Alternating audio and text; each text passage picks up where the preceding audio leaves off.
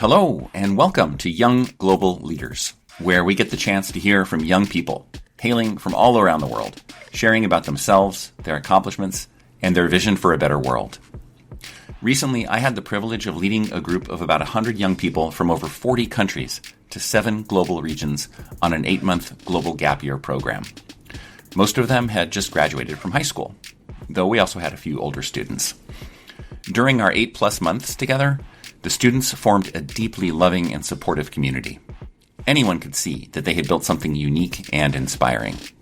Through my eyes as a teacher, coach, and global leadership consultant, what I saw was unlike anything I'd seen before.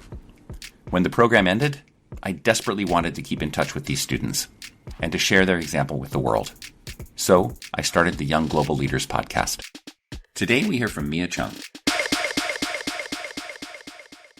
Cheng Yifo, otherwise known as Mia Cheng. Welcome. Thank you. Thank you, Jason. So happy to see your face again and have the chance to sit and chat through some things with you. So yeah, it's great. It's wonderful to see you. Our listeners will learn more about you and what's going on in your life as we progress through this. Yes. Let's just start with something basic, which is where are you joining us from today? Well, I am calling currently from Toronto, Mm-hmm. the Greater Toronto area, but Toronto nonetheless. And what you got going on there? Well, I'm currently sitting in a rehearsal hall for my program, which is a theater program. So I am a theater and drama studies specialist. And yeah, long Currently in your story first short, year, I'm right? going to theater school. Yes, yes. Well, I took a Nice. gap year because of a certain organization called Beret Scholars. Okay, good. Well, we'll get into that in just a moment because that's going to really kind of form the backbone, I think, for the conversation that we're going to have today. And it's the context for how you and I got to know each other and all of that. Of Before course. we get into that, though, I'm going to ask you the same question that I ask everyone to kind of get into the deeper parts of the conversation, which is, what makes you you? Good question. Well, I've actually thought about this a lot because when I was younger, my mom would constantly talk about how for her, finding herself means digging inwards and learning more about herself as she goes on endeavors. And I always thought that was bullshit because in my head, I'm just like, you are you. There's no disputing what you are or who you are. Obviously, you have to go outwards and experience more to learn more about the world and subsequently yourself.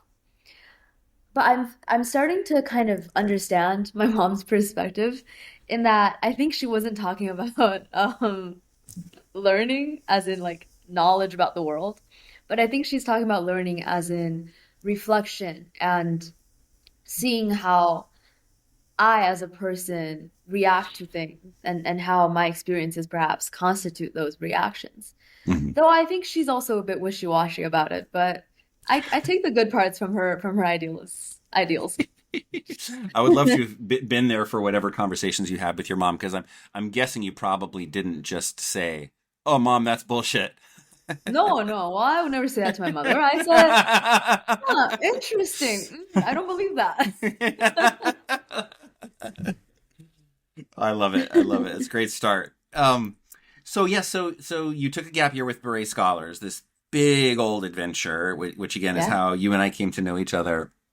Can you just tell our listeners something about it, like what it was all about? Well, Beret Scholars for me was literally the opportunity of a lifetime.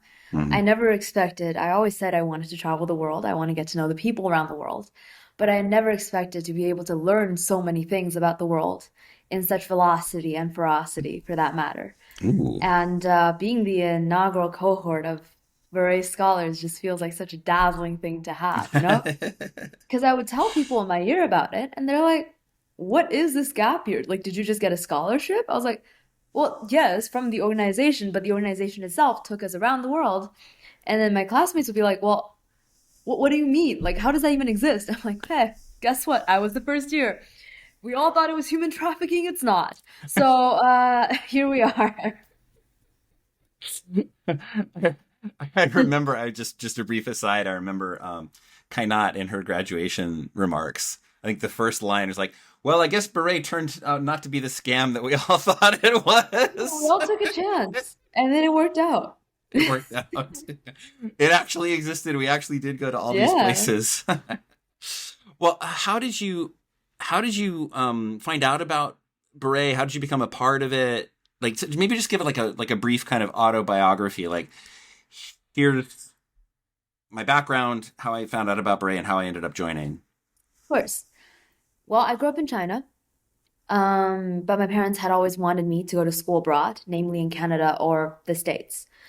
And so for high school, I moved away from home and I came by myself to Canada to study for grades 10, 11, and 12.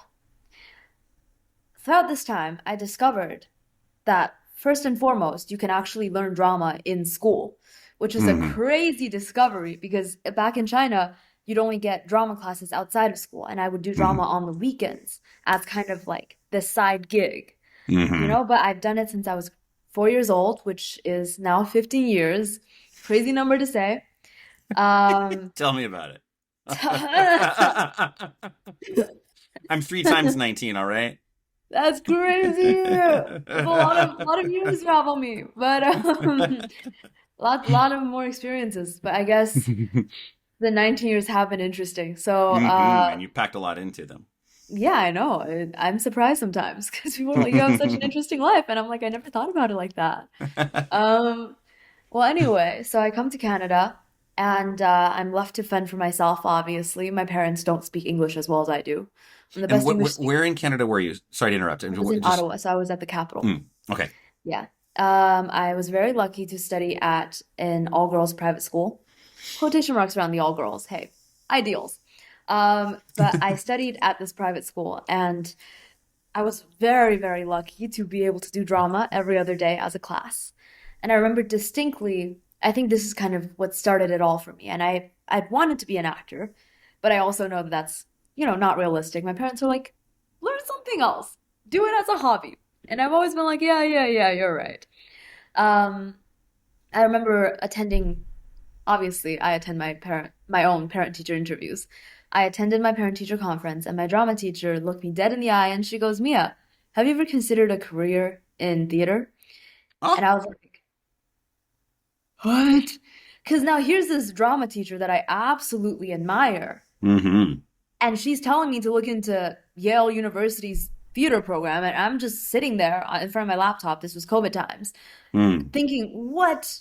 There's no way an industry professional is actually recognizing me as someone with potential to go into the industry. So I debriefed my parents about this parent-teacher interview, and I'm like, she told me about Yale. And my parents were not okay with drama, but they were okay with Ivy Leagues. So then they were like, Yale, that's a good school. Yeah, so then I look into programs, right? And obviously the drama program that my teacher recommended me was a master's program, so not that technically accessible to Hmm. me. But they did have a summer program that I applied and got into, and then that was the first time I learned performance as an actor, like Mm. systematically. This was at Um, Yale. this was at Yale, yeah, for Mm. like the summer after grade 11, Okay, before I started grade 12. Yeah. gotcha. I did a lot of other things. Won't go into detail, too much to go into detail. Mm. Um, I've had to cut my resume down into one page, and it's been hell for me. But I it was a lot of initiative, a lot of things that I think people my age weren't doing, and a lot of fighting for myself and getting opportunities for myself and impressing grown-ups.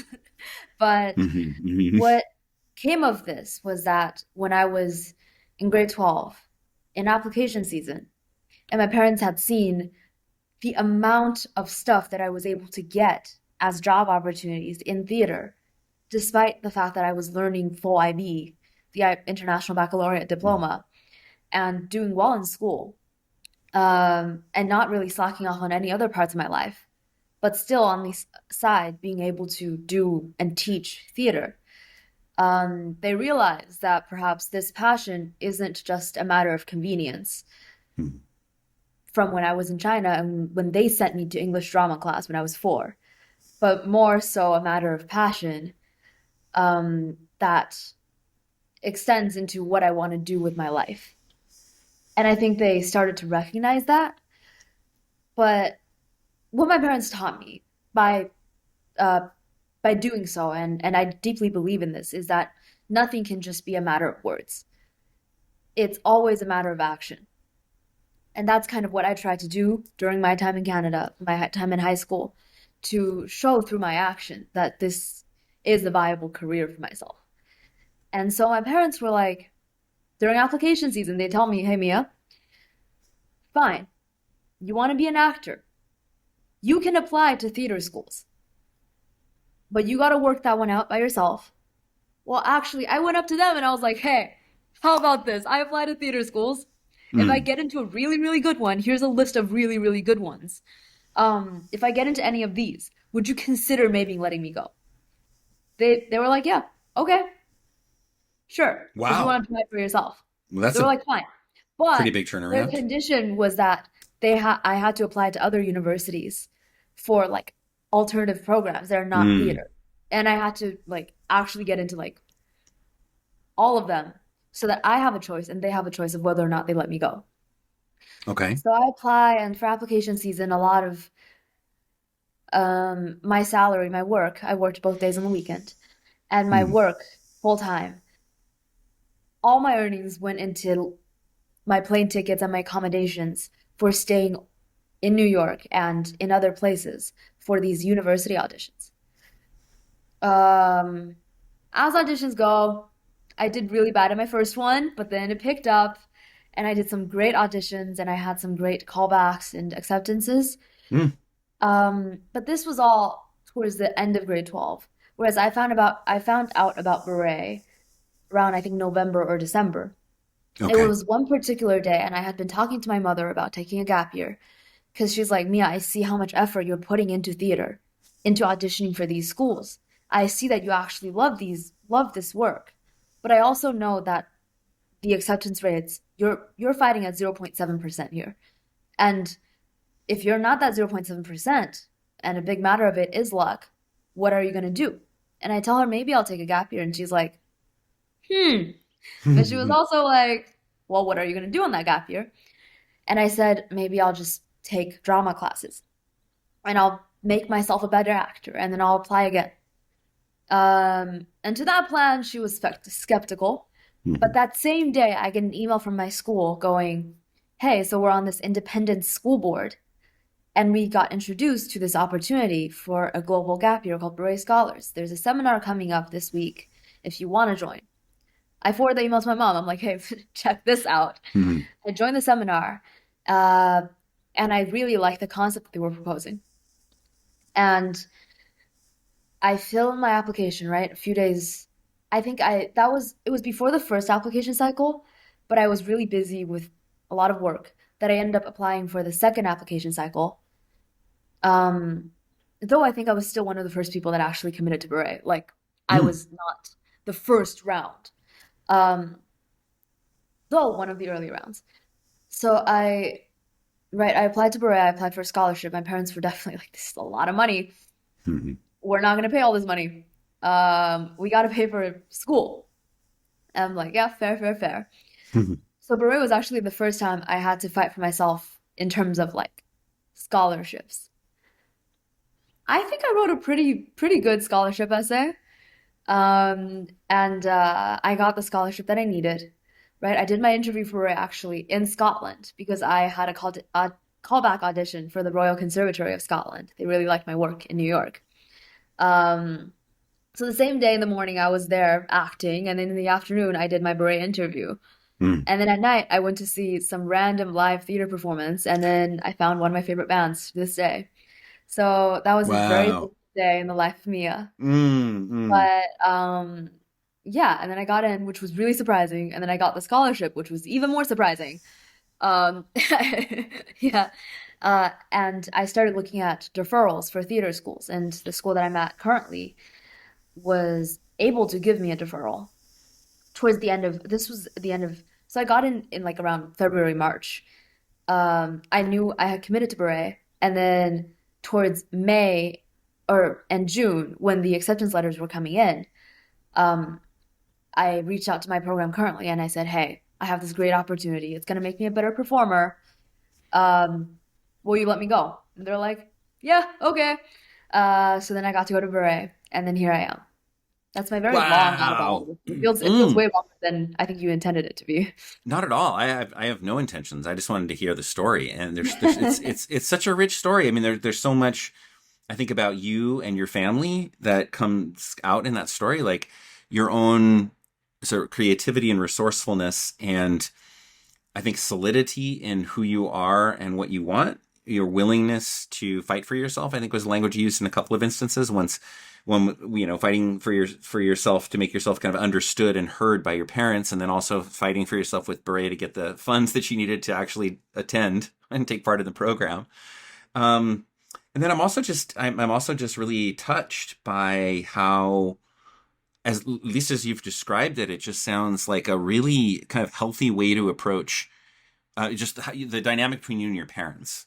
Sounds just very, very healthy and encouraging that, um, they're doing their parental duty, uh, looking out for their daughter, making sure that you're going to have what you need in life, and yet also just really open-mindedly and open-heartedly listening and trying to understand, and then adjusting their perspective. It's a beautiful story. I love it. There's just so much in there that can like a role Thank model you. for humanity. Well, if my sister, who's 10 by the way, ever applies to Beret Scholars, I will know for sure that she is a copycat. She's grown into the age when she's taking, like, Mm. 10 years old. She's trying to find her own personality. Little does Hmm. she realize she's just taking parts of my personality and thinking it's her. It's not. It's me. That's hilarious. I love it because I'm a little brother, and Mm, my big brother's only 2 years older than me, and okay. it's Okay. so it's a little bit different. But I could totally hear him saying that, and I would call BS on that if he ever did. I'm independent, gosh darn it, big brother. You can't claim me. Yeah. Well, my sister's stealing my music. Oh, She's stealing drama class. She's taking drama classes. I'm like, girl, find your own thing. Get your own stealing, thing. Do stealing, stuff. but she's not taking anything from you. It's still yours. She's stealing my bits. That's what she's stealing. Oh, The bits that okay. I've worked so hard to Oh, get, my sense of mm. humor. She's just taking it. She just has it ready to go. Oh my God, she must be so adorable. 10 years old, little drama queen. Yeah, yeah, she's a little cutie, all right. So big was broad minded of you to tolerate her existence. Exactly, exactly. I'm kind like that. All right, I want to move us on to the next question I've got for you here, which is it's about learning and unlearning. Because Mm, we often talk about learning as an important outcome of a program like Beret. And of course, a lot of learning happens, a lot of knowledge is yes. gained, et cetera, et cetera, et cetera, et cetera. And I'm wondering if you have anything to share with our listeners about anything that you might have unlearned during your travels with Bray. Hmm. Well, I categorize myself as a rather open-minded person in that there weren't necessarily any stereotypes that Beret helped me break, Mm. because I don't usually go in things with stereotypes that I have. But I will say for a fact that and I have been, and I will continue to be a very cautious person, in that it's very difficult for me to trust others, whether it's a public setting, right? Whether it's malintended, or whether it's just simply someone trying to socialize. I think a big part of unlearning for me through Beret was that I had to learn how to trust. Um, because it's a lot of big emotions that comes up with Yeah. a program like that. It's so intense, and um, if you really don't trust the people that consider your close friends, then there's no way of getting through all those feelings and emotions and new experiences and really making the most out of your reflection of those experiences. I think something else is that there's really no way of traveling if you don't take a little risk. You can't have adventures if you don't make some risky choices along the way. Mm. I know I've made some risky choices. Um, and I think a big part of my unlearning was finding a way to balance my defensive, cautious self and also just kind of taking a deep breath, letting that go, and telling yourself, hey, no, like,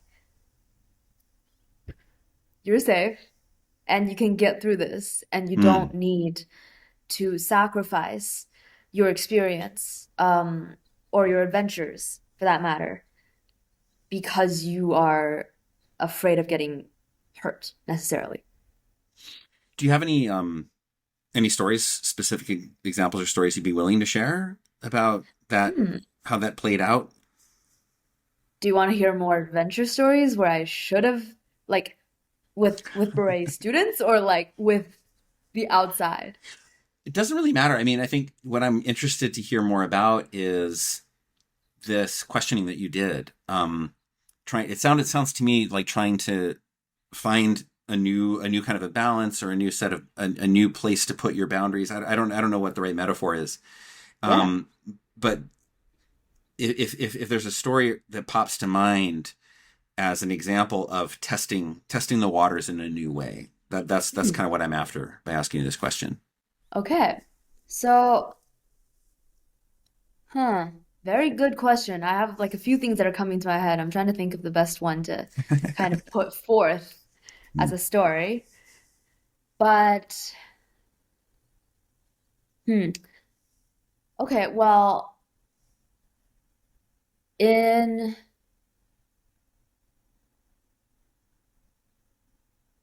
I think this was in Sri Lanka. So, a few of us whose passports were not accepted by the Indian government for tourist visas were rerouted to Sri Lanka as a part of our program, as a part of Southeast Asia. Um, and well, I learned how to surf in Sri Lanka, so that was really, really fun. Wow. But Sri Lanka for me was a place of a lot of exploration and adventure. First of all, I fasted for Ramadan for the first time in my life. I'm not Muslim. I just thought it would be a fun experience, and I did it, and it was a fun experience. Hmm. Um, I really liked having that kind of pace in my life, in the sense that I know exactly when I will be eating food every single day, and how much I should be eating, right? How much Hmm. water I should be drinking. Hmm. I actually somehow was healthier when I was fasting than when I would be in control of my hydration every single day. Hmm. But um, so me and my friend, um, did you interview Dennis Wu or Dennis? Mongangi. Okay. Hmm. So Dennis Wu and my friend Dennis and I, we decided one weekend that we were going to do some Sri Lanka adventures. So if this is the map of Sri Lanka, and for those people who are listening, I'm holding up my palm. So if we're looking at the side of the palm here, this is where Colombo is. That's the capital, one of That's the on the capitals. west coast of Sri Lanka. Yes. I'm I don't I'm know just trying to read your hand. I'm trying to read your hand I map. don't know how the mirroring and the like zoom works. Oh, Wait. all right. Because Uh, my it's geography is really bad I'm raising. Okay, it's the when it comes right to. side of my hand. It's the right. It's the I'm going to maps right now, and I'm looking it yeah. up just so I can make sure that our It's the right listeners are side of my properly hand. guided. Yeah. So we're looking for Colombo, right? Yes. Colombo. Yes, it's on the west coast towards the south, about two-thirds, three-quarters of the way down. Yes. Amazing. Okay. West Coast. Yes. We lived all the way down south at this Hmm. town called Gal. It's like a seaside town, and then we Oh got to yeah, surf. that's way down, about 7 o'clock in Yeah, the. yeah, yeah. Yes. So the train from Gal to Colombo is about a 5 hour train ride. Was it? Maybe. Yes. 7 hour? I don't remember. It's a long, long train ride. Uh, and so this one particular weekend, on Mia and Dennis's adventure, we decided that we were going to go hiking in Ella, which is right down center. And the train to Ella would be a train ride from Gal to Colombo, and then an overnight, like 15-hour train ride from Colombo to Ella. Whew. Uh, yeah. So us being stingy travelers, we decided that we weren't going to pay for accommodation. So we're gonna like take the overnight trains, get to Ella, hike for a full day in Ella, and then go back on an overnight train. And so it would have been like a weekend adventure, though we didn't really pay for hotels. Um, it actually worked out. I was really tired by the end of it, but it worked out. Uh, Tired, and but had more money. Yeah, I know, right? Um, well, a lot of it was the reason I think this trip came to mind specifically was that it felt straight out of like a movie. Hmm. Um, the trains were very crowded. They're definitely not the trains that I'm used to. I'm used to the high-speed rails in China or the Via Rail in Canada. Um, the trains themselves were way more crowded, and the train doors were open, so you could literally sit on the train steps. Hmm. That's exactly what I did. I sat down on Wow. the train steps because the train was so crowded. And it was actually so fun because at this point we're driving deep into the night and you can see the some lights from the mountains. It's not as populated or as urbanized as the countries that we are used to. Um, and so the mountain itself is quite dark and like deeply green, but then you can see some lights here and there. And as the train itself loops around, you can see the lights from the train and then the mountain in the background and just some stars in the sky. Obviously, I didn't like reach my head all the way out because that would have been very dangerous, even more than dangerous than what I was doing. But It's funny as you're no. describing this, I'm thinking like, I'm so glad I didn't see this. And I'm like, well, you can see oh some God, villages. I can't watch. But sorry, go back to your Yeah, see, story. that's why I didn't tell you guys this Yeah. when we were away. But you could see the villages and it was just a beautiful, beautiful evening. And then we get to Ella and we had to rely on a lot of kindness to find our way around. Hmm. Uh it started raining halfway through our hike and we were like we got down from the mountain and it was this there was this rice field and some old man let us out. Um and we ended up having dinner at this place called like the Hikers Bar, which I Hmm. thought was just a great little ribbon to tie it all together. And we Hmm. got back, and it was like a 2 day journey. Um, and mind you, I was fasting the whole time, so it was Oh yes, actually I've forgotten that. yeah. That's why the little detail came up earlier. Right. Um, I mean, this trip was just it just felt very unreal for me. I'm used to planning a trip, staying somewhere, doing some touristy stuff, not this backpacker, impromptu, I'll just go hiking in this very different part of the country, just because I want to and I can get train tickets.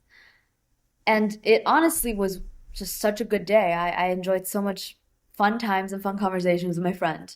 And Hmm. um, and I don't know, it felt both like I became a part of this world, but also that I wasn't a part of the world. Hmm. Um, because, well, I became a part of the world in the sense that I wasn't relying on any exterior mechanisms to be in a location, right? I wasn't hiring any tour groups to take me around. I just planned it and I did it. Um, but I also felt out of this world in that I it just was so unfamiliar to anything that I'm used to, Hmm. and that it was just that I hadn't really realized I had the luxury to do that technically whenever I wanted to. Hmm. Um, I don't think I don't think that went side by side with the unlearning, but I guess it was a lot of trust for a lot of strangers to not slit my throat while I slept on a train. Um, and for people to not kidnap us, I guess. I think I read a lot of, horror stories growing up about human trafficking and, what happens to young women when they're out and about by themselves. And it's always been a point of caution, not necessarily a point of like discretion, but a point of caution to make sure that I am safe. Um, and that was one of those things where it's like, well, technically, I wasn't really the safest I could be. I wasn't sitting somewhere with a secure location and someone to watch over me all the time. And yet I did it. So I think that's the story I'll leave here. Um, well, thank you for sharing that story. It's just I love there's so much imagery there that's unforgettable, and especially like the train at night. Um, and I mean, there's another piece to this, which is you were with Dennis, right? Yes. Right. So there's some safety there. There was Um, definitely, yeah. If I had done that by myself, I think my parents would just be pissed and just like, nope, you're not doing Bro anymore. Come home. But but I did it also with Dennis. you probably wouldn't have done it by yourself, right? You No, I would not. The yeah, caution, I was only willing to let that like safety baseline, personal safety caution go just like a little bit. Like, right. yeah, I mean, so it seems to me that in choosing to do this, you were you weren't like this wasn't some really ill-advised, reckless, let's just jump off the cliff kind of a moment. It was like, okay, I've got the resources to put myself into a maybe a little edgy but still ultimately safe situation. yeah, Let's go see what we can discover. yeah. I think the biggest, I guess, oopsies that Mm. happened was that I did not have a power bank. So I had to rely on my phone being alive for the whole of the 2-day trip. And I did. I did keep my phone alive. I was very like economic about my battery usage. But still, that was one of those situations where I kind of could have kept myself safer if I had a power bank, but I just balled it. Yeah. I just Yeah. I just was like, no, no, I'll do it. Yeah. Yeah, and as dangers go, that's pretty far down there, I would say. It's not going to Yeah. put. Yeah, it's not nice. It's a little bit unnerving to think about being without a phone. Well, Um, I think yeah, like for me that's translation because I wouldn't a lot of people mm. there I wouldn't be able to communicate without translation on my phone. It's maps, it's telling me where to go. Okay. Um, it's giving me like ways to get to places in terms of like getting a tuk-tuk. Um, and it's for me in case I get lost and I can't find my friend. Yep. But so it was like my yeah, I put that in the still. category. I put that in the category of what I like to call cheap lessons. It's Yep. like so yeah, you got a little bit lucky, woohoo, and you're not going to make that mistake again. And you also got to go have this incredible experience. And I think it Yeah. totally fits the unlearning thing, right? Because you had a certain it's from how I'm experiencing your story here and making meaning out of your story. What I'm getting on the unlearning piece is that you had kind of a fixed view about who you could and couldn't trust, how to go about trusting and not trusting in the world, and you made a conscious decision to push that, Yeah. to just to have that truth, that certainty about the way the world works, soften a little bit. Yes. For sure. Very well stated. Well, it's a great story. Thanks for sharing it. um, I'm gonna deviate a little bit from the questions here because there's something specifically that I wanted to ask you about. It's very particular to you, and my experience of you, and I think one of your contributions to the program, which is your capstone project. Yes, yes. Tell us about your capstone project. Well, thank you for asking, Jason. You're My, welcome. my capstone project is about funeral and death conventions throughout the world. Mm, Um, I chose to focus on the capstone because growing up, I've always been very curious about what death means, what death is, what funerals are like. And yet, growing up in a very secular state, it meant that there wasn't a universally agreed religious explanation for what afterlife is. Um, I experienced a pretty close family death when I was younger, and after that, I think I was like, I think I was less than 10 years old. But after that, I had a period of time, not immediately after, a few years after, I had a period of time when I just, every single night before bed, I couldn't go to sleep because all I could think about is what if a fire happens in the middle of the night? What if a mm, flood happens? What if by some natural sort like reasons tonight this is the last time I'll open my eyes to see the world? mm, Um, and obviously it was a phase. I kind of got out of it. I was like, ah, whatever, right? But I didn't grow up in a family where we talked about death freely. It was always a euphemism. It was always something that we beat around the bush for a little bit. And the only time we would is when we would kind of celebrate the death on on anniversaries or on the Day of the Dead in China. Um, and then I started beret, and I thought to myself, well, I have this opportunity to explore all these things around the world, and I could very well explore theater, though I know my share of theater, and I know that I would do these explorations without having a project. Like, the lack of a capstone isn't the reason I'm not going to live theater, if you know what I mean. Like, I will go to live theater just because. It's not something that I need Right. incentive to do.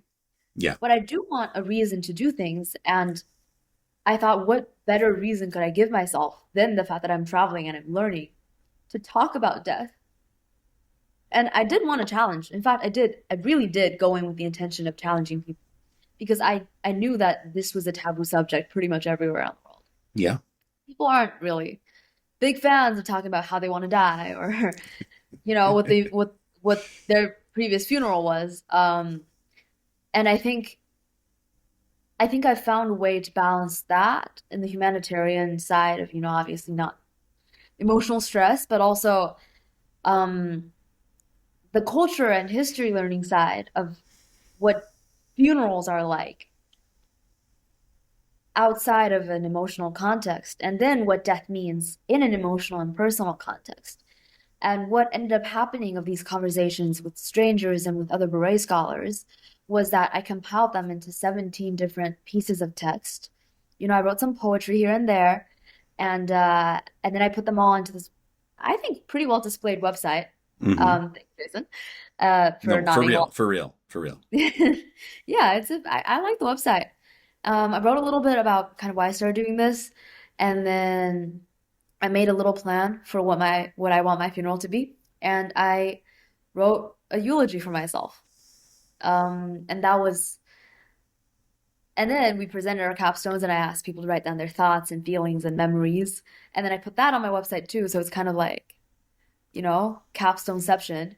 But then, uh, so yeah, now the website's on display. I mean, I guess if you want to link it to, I will. I'll link it in the show notes. yeah, One of the things that I'll do with you yeah. after is I'll send a follow up message and you can share your deets and I can put that stuff into the show notes so Of that course, yeah, yeah, yeah. folks can go have a It's look. it's public. You don't need a VPN to access it from Mm. anywhere. So yeah, Um, I think I learned a lot. you think you learned a lot? I think I did learn a lot. Yeah. All right. I was gonna actually. I want to return to that. Can you tell our listeners what you called the project? Well, in French, there's the phrase c'est la vie. Mhm. This is life. Uh-huh. Um, I called it c'est la mort. This is death. I love that. Love that. I love that so much. Can't even tell you. um. So okay. So you learn. I mean, as I'm hearing you speak, it's clear that you learned a lot. Is there anything that pops out to you, just like as a major learning that you took away from having conducted this capstone project? I think something that I didn't anticipate at all going in, Hmm. because I had a few questions that I would ask everyone, right? What does death mean to you? What are funerals like where you come from? And what do you want to happen after death? And I started during my first interview being very conscious in differentiating what death means to you in your culture and like what happens after death in your culture and religion Hmm. versus what do you want to happen after death? Right. Because people have very different answers for both. Hmm. There's a religious explanation. Some people are religious and they say this is in my faith, this is what happens. And yes, that's good, but I also ask, what do you want to happen in an ideal world? And this question applies to everyone, whether or not they believe there is an afterlife, right? What do you think what do you actually want to happen? Hmm. And a surprising amount of people said that they had no idea what was going to happen. Hmm. And that was very strange to me because in my head, I always thought that part of being agnostic is having to deal with the fact that I don't know what's going to happen. Hmm. But a part of having faith is having the certainty that I know exactly what's going to happen after death, but that turns out to not be the case at all. Since Mm. so many people with faith that I talked about said they had no idea what was going to happen. And Wow. that's, I think that's a very brutal honesty that I didn't expect from a lot of people. Mm. I mean, to be fair, we're talking about a very vulnerable and honest subject matter that I'm guessing they haven't really talked about extensively with other people. Hmm. So I see why they would just choose truth, their truth. But at the same time, it was, I think I got to see how uncertain people are, despite how certain they are about other things. Hmm. And I realized that I wasn't the only one who was extremely unsure of what might happen. And I think that was very comforting in a way, but also just strangely ironic in another way, because I obviously came into it trying to find, I went into it trying to find an explanation that I liked of what someone wanted to happen after death. Something that I want to say, yeah, that's exactly what I want to happen. But no, no one has an idea what's going on. We're all Mm. just living life and trying to find out. Uh-huh. So Or that was a big thing I learned. trying to delay finding out, I guess, right? Well, yeah. I mean, okay, this is something Mm. I actually talked about. Mm. Oh. Um, yeah, so I was talking to uh my fellow, lovely fellow, and I talked about this project, and my initial idea for this capstone wasn't an interview project. It was gonna be, I'm gonna plan my own funeral. Mm. Um, but then I was like, okay, that might be a bit insensitive to some people, so I won't do that.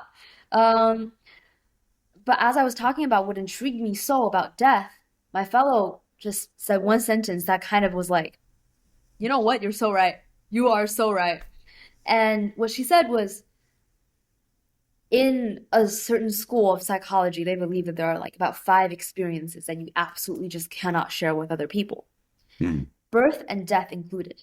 Mm. And as humans, we naturally pivot towards storytelling and we want to share our experiences with people. And that's why we have social interactions to share our experiences, to be like, yes, this happened to you, and this other thing happened to me. And here's my story. And Mm. therefore, we relate to each other. I saw this really good stand-up routine about it, but I can't remember who did it, so I'm not gonna feel. But anyway, birth, no one remembers it. No one can be like, you know, when I was born, the doctor pulled really hard, right? Like there's you can't share that experience with someone. Like that's just not something that you can like chat about. And death is one of those experiences. Mm. It's Mhm. literally the ultimate loneliness to Mm. an extent. And I think that's what horrifies people about death so much. Mhm. Mhm. It's the idea that I'm going to experience this thing, and whether or not it goes according to my plan, it's going to be something that hypothetically I cannot share with anybody. Mhm. And I think that's why death is such a big fear. Yeah. That's Yeah. my theory. Great. Love it. Love it. So, and the first I heard of this, I think was in Brooklyn, and I think we had pizza over lunch, and Yes. Oh, that pizza was so good. it Oh my was so God. good, right? The pizza What was I so good, wouldn't right? give to have that pizza Right again. near the hotel. But what I'll Yeah. never forget is just sitting down with you, and I don't even know if it was Victor. your capstone at that time, but you just like brought this up as a lunchtime topic. I was like, yeah, wow, who is this kid? Yeah, I remember telling you about how I was looking at the tragedy of every city. Mm. Mm. Yeah. Oh, right. Yes, yes, yes, yes, yes. Wow. All right. I'm going to shift gears to the next question, which is Yes. the following. Tell me. We've got time for just a couple more here. Um, okay. So, yeah, traveling the world with peers from over 40 countries. What? You know a thing or two about how to communicate and collaborate across cultures. What insights have you gained in this regard as a result of your experiences? How to communicate with people? Communicate and collaborate across cultures, like people from all over the world. Like, what the heck? There you were, like every day. Okay, okay, okay. Big lesson I learned. So I didn't really have a strong political opinion growing up. I never was into like politics, and I was never in a hurry to form my own opinion without being educated and informed about Hmm. such things. Um, but there comes a time when some opinion is warranted. And I think being in high school in Canada, and I've told my Canadian peers about this, I'm not shy about this subject matter at all. There's this weird, polite balance in Canada, and I think it stems from a place of trying to be kind or trying to be Hmm. friendly or not trusting others. But there's this weird thing in Canada that people do, and I'm sure in many more, I guess, nicer parts of the States that people do, is that they don't like being ignorant, Mm. especially in a subject matter where they are assumed ignorant. Mm. Um, it's as small as how to pronounce someone's name, and as big as a political issue that you just haven't Googled.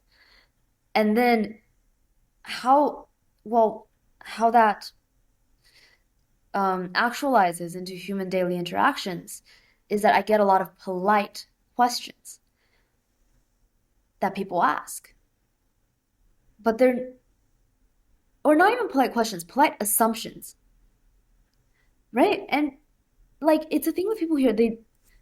Some of them are too afraid to ask me where I'm actually from. Like, because there's gonna be the impolite ones who are like, oh, where are you from? Mm.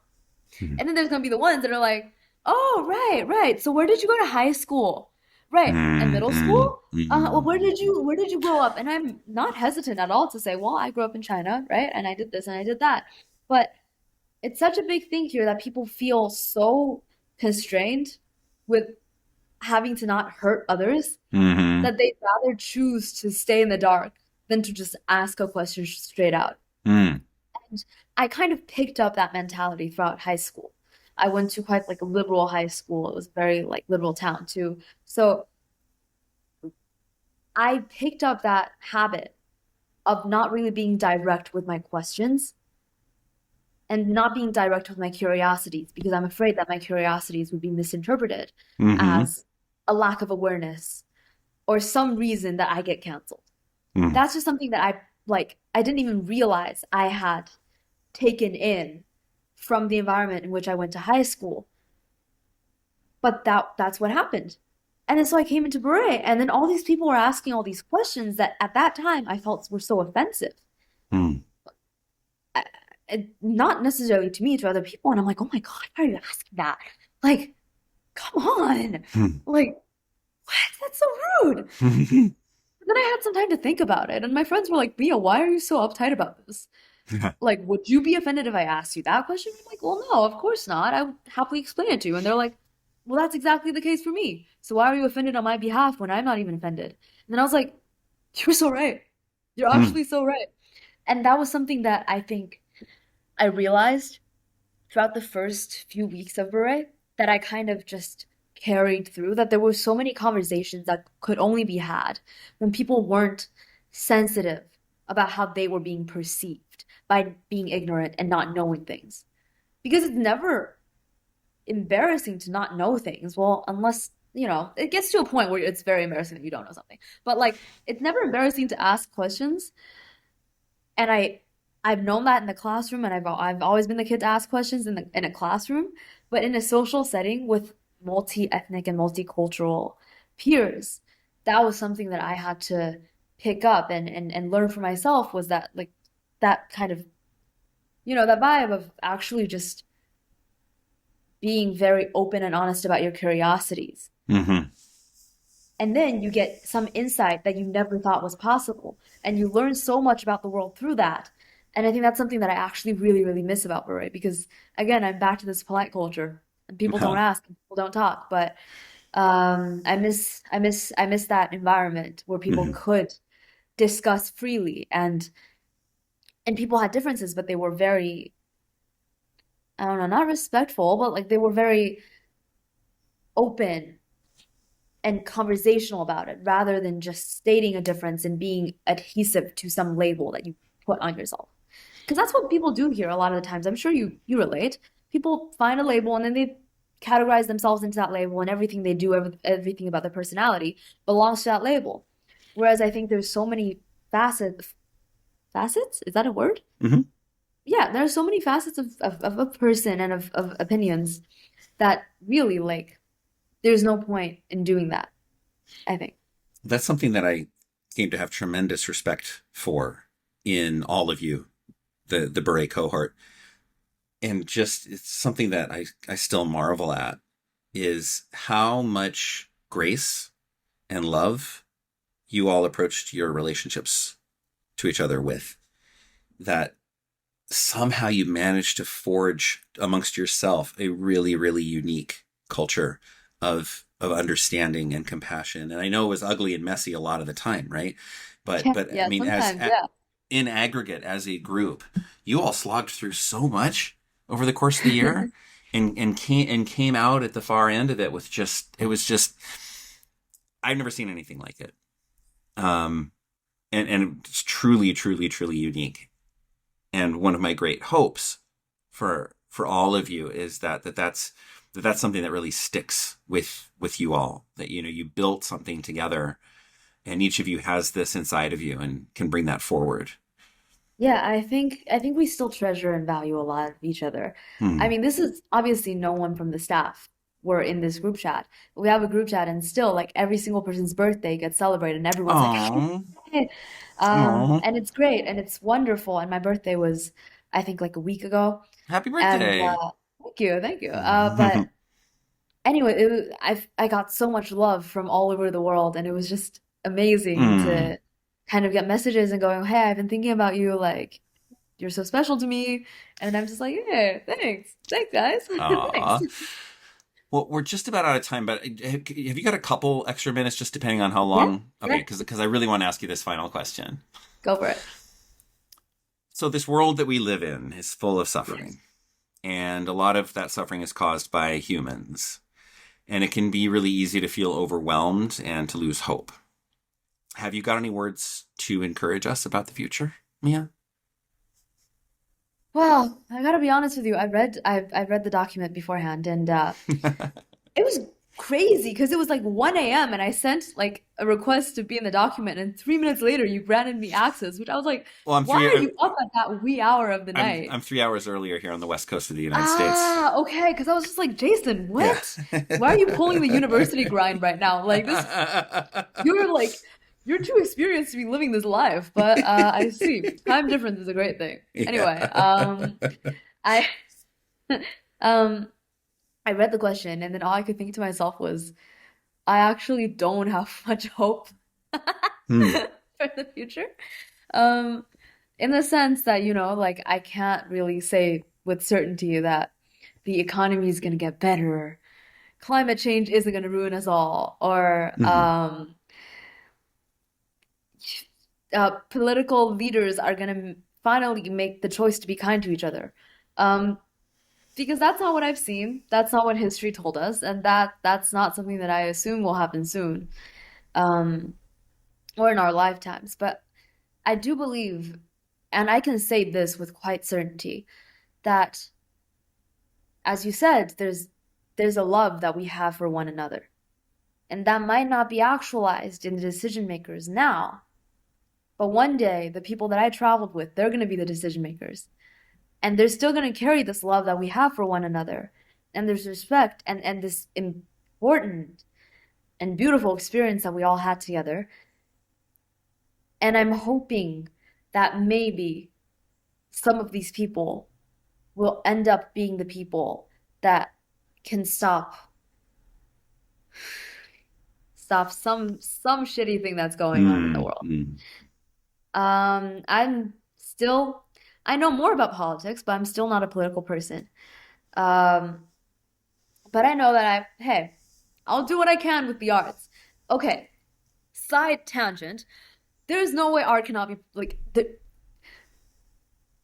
someone asked me this question a while back and they're like, can can art for the sake of art exist?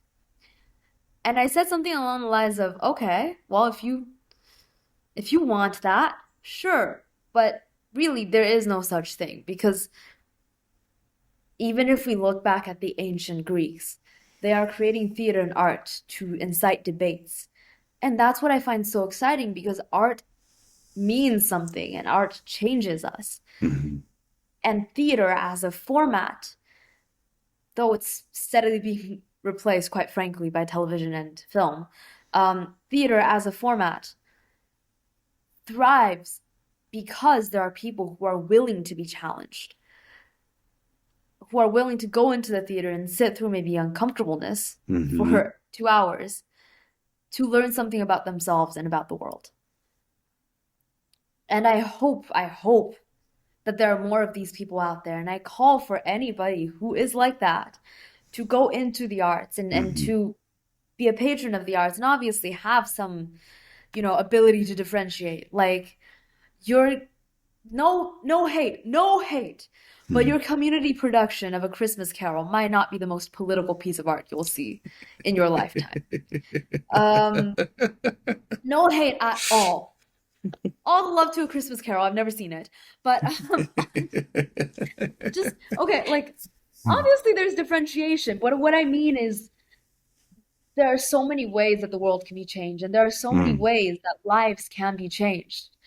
And in my heart, I might not be the one to go into a UN conference and call for some advocacy because that's just not the life, that's not the profession that I want to choose. But also in my heart, I know that I want to make my difference in my industry, as I am sure the beret scholars, my cohort, I won't speak for this upcoming cohort, my cohort, Hmm. I can speak for certainty that whatever field or industry we end up pursuing, we hope to make change. Hmm. And I think when all of us are making change, when all of us are hoping for a better world, that's when the inev inevitable and irreversible change shall be pursued. Hmm. That might not be soon. That might be soon. I don't know. Some of them are already like doing their thing out there, and I'm really Hmm. impressed. And some of us are in their first year of drama school, but we'll get there. We'll get there eventually, and then one day we'll all look back, and then we'll just be like, "Oh yeah, yeah, you see this like that important person? Well, they know the other important person because guess Hmm. what? Um, they traveled together for a year. I Hmm. think. Okay, so for hopes of encouragement, hopes of words of positivity for the future. I am losing my words. Oh man, I can't even speak. I would say, Well, I for if I don't want to interrupt you if you've got a yes. you've given us a Uh, lot already. okay. Wait. I'll sum it up. I'll do Okay. like a quick, because I feel like that was a lot of words, Hmm. and not a lot of substance. But um, I think, mm, okay. This might sound arrogant. This might sound cocky, but I have hope precisely. Well, I have hope for the arts precisely because I will be in the arts. Hmm. And I echo that for all the fields that my peers will choose to pursue. And if that's the case, and I can hold that hope for myself and for computer programming and for sustainability and for computer engineering and for, I don't know, culinary arts. I don't know if anyone's going to that, but like, and for all these things, if I can hold the same hope for myself as for the others that I've traveled with, then there must be some hope to go off to somewhere. Hmm. That's my word of I love it. that's where on this. I love it. I love it. I love it. The logic I think is rock solid. Hey, I'm taking a math logic course. I don't Hmm. know, I don't think I told you this, but outside of Hmm. I my didn't know program, I'm that. taking like an introduction to like I'm taking proofs as well as Woo. introduction to computer programming. It's a heavy course load. I don't know why I did this to myself. But I did. So here we are. So what about it? Well, here we are. I've Well, already done my midterm. I'm too far in to back out. that's great, So and you're tickling different parts of your brain while you're at it too. very much so, yeah. All right, Mia. Well, thank you so much for taking time out of your extremely busy schedule to chat with This me. It's has been been a lovely. This has been lovely, real Jacob. treat to spend some time with you. And I'm one of so my happy to get to dreams, catch up. what was that? I'm so happy to get to catch up with you. This Totally, has been, totally yeah. like feels luxurious. And one of my intentions for this podcast is to check back in now and again with folks that we've spoken with. So I hope this is just the first of many conversations that we'll have here on the pod. I echo that hope. Yay.